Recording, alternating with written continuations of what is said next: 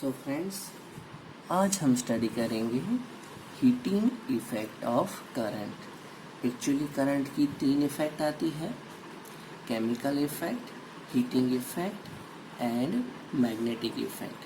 Chemical effect जो आपने already chemistry के फर्स्ट चैप्टर में स्टडी कर ली है, वो जो आपने स्टडी किया था electrolysis effect, electrolysis of water, वो है करंट की ही इफेक्ट से जो वाटर का मॉलिक्यूल टूटा था। तो ये हो गई करंट की केमिकल इफेक्ट। अभी हम स्टडी करेंगे उसकी हीटिंग इफेक्ट और आता है मैग्नेटिक इफेक्ट जो इसके बाद के चैप्टर में आएगा। तो चलो फ्रेंड्स शुरू करते हैं हीटिंग इफेक्ट ऑफ करंट। तो सबसे पहले तो आपको पोटेंशियल डिफरेंस का फॉर्मूला तो याद ही था। Okay, potential difference is equal to work by charge, यानी कि V is equal to W by Q. So उसमें से मैंने वर्क को मेन बना लिया है। So work is equal to Q into V. अब आगे आगे मैं इसी फॉर्मूला को चेंज करने वाला हूँ। आपको पता है Q की वैल्यू तो Q is equal to I T और as per Ohm V is equal to I I. Okay, Q is equal to I T और V is equal to I R. तो ये दोनों को मिला के मेरा वर्क का फॉर्मूला बन गया है W is equal to I square R T. W यानी कि वर्क। अभी यहाँ पे समझ लो कि जो कुछ भी वर्क हो रहा है उसी से हीट प्रोड्यूस हो रही है। ओके, जो कुछ भी अंदर वर्क हुआ है उसने वो हीट प्रोड्यूस करने में लगा दिया है। तो अल्टीमेटली जो हीट मिली तो work is equal to heat I square R T. ये हमारा फॉर्मूला बन चुका है, that is known as Joule's law of heating. ये जो फॉर्मूला है वही बन चुका है जूल्स लॉ ऑफ हीटिंग। आगे हम पढ़ते हैं। सो इस फार्मूला से हमें इतना पता चलता है कि हमारी heat is directly proportional to square of current, heat is directly proportional to resistance and heat is directly proportional to time. So heat is directly proportional to square of current. तो ये यही बताता है कि अगर हम करंट को double करेंगे तो हीट हमारी 4 टाइम इंक्रीज होगी। जबकि रेजिस्टेंस डबल करोगे हीट भी डबल होगी, टाइम डबल करोगे हीट डबल होगी। तो यहाँ तक पता चलता है हीटिंग इफेक्ट ऑफ करंट, यानी कि जूल्स लॉ ऑफ हीटिंग। अब ये हीटिंग इफेक्ट कहाँ पे यूज होती है ये मैं समझा रहा हूँ।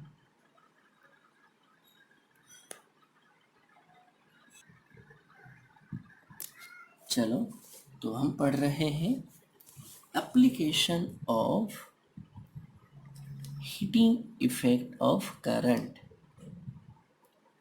क्या फर्क पड़ता है देखिए। तो फर्स्ट, ये हीटिंग इफेक्ट हम यूज करते हैं कोई भी हीटिंग डिवाइस में। ओके, ऐसी डिवाइस जो हीट प्रोड्यूस करती है by using electricity, like iron, kettle, toaster, electric oven, room heater और वाटर हीटर। तो उसके कंस्ट्रक्शन में क्या होता है, जो डिवाइस है उसके पास तो जो वायर की कोयल होती है वो ऐसे मटेरियल की बनी होती है, उसका रेजिस्टेंस हाई होता है और as per heating effect rule resistance high heat high. Okay, but question यहाँ ये बनता है कि जो वायर डिवाइस को कनेक्ट करता है वो बना हुआ होता है कॉपर से, तो वो तो ज़्यादा हीट नहीं होता, जबकि डिवाइस ज़्यादा हीट हो जाती है। तो उसका भी रीज़न यही है कि जो कॉपर का वायर डिवाइस को कनेक्ट करता है उसका रेजिस्टेंस कैसा होता है, वेरी वेरी लो। तो उसका रेजिस्टेंस लो है, तो अल्टीमेटली जो कनेक्टिंग वायर है डिवाइस का उसका रेजिस्टेंस लो तो एज पर रूल्स उसकी हीट भी लो, जबकि अंदर का वायर है उसका रेजिस्टेंस हाई है, सो उसमें जो हीटिंग प्रोड्यूस होगा वो ज़्यादा होगा।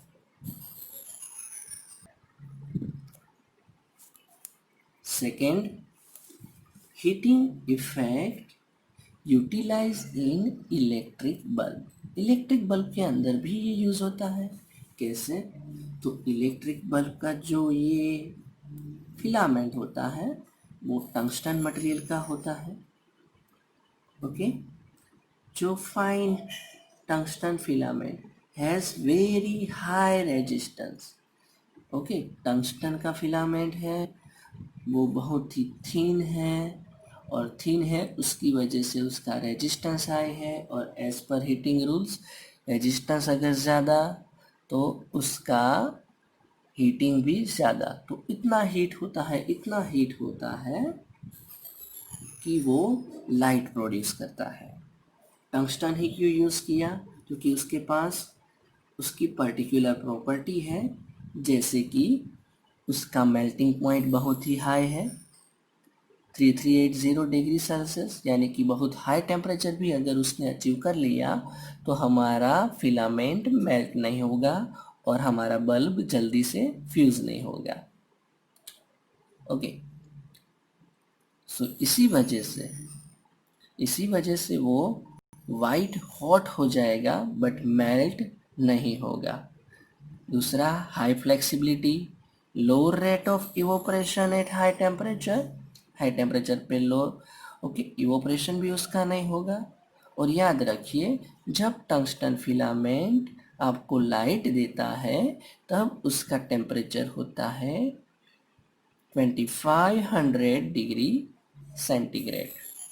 सो इतना हाई टेम्परेचर है कि वो लाइट प्रोड्यूस करता है। ओके, सो अगर उसी टेम्परेचर पे हमारे बल्ब के अंदर अगर ऑक्सीजन प्रेजेंट हुआ यहाँ पे अंदर, तो वो उसके साथ रिएक्ट कर देगा और ऑक्सीडेशन हो जाएगा। ये ना हो उसके लिए उसी बल्ब के अंदर ऑक्सीजन को हटा के अनरिएक्टिव गैस लाइक आर्गोन और नाइट्रोजन, या तो दोनों का मिक्सचर कुछ भी अंदर फिल किया जाता है जिससे टंगस्टन बच जाए और आपके बल्ब की एक्सपायरी आगे बढ़े। Third use, heating effect is also use in electric fuse. Fuse के बारे में तो आपको पता ही होगा कि जो वायर है वो आपकी डोमेस्टिक जो सर्किट है वो बचाता है। उसमें यह होता है जो पर्टिकुलर वायर यूज होता है, थीन फ्यूज वायर, उसका रेजिस्टेंस हाई होता है और वो पर्टिकुलर टेम्परेचर पे मेल्ट हो जाएगा। यानी कि जब ज़्यादा करंट आएगा हीट ज़्यादा बढ़ेगी, हीट बढ़ जाएगी, वो मेल्ट हो जाएगा। मेल्ट होने से सर्किट ब्रेक हो जाएगी और आपकी हाउस की जो सभी डिवाइस है वो प्रिवेंट होगी आग लगने से और डिवाइस भी बच जाएगी। तो ये हो गई application of heating effect of current. Thank you.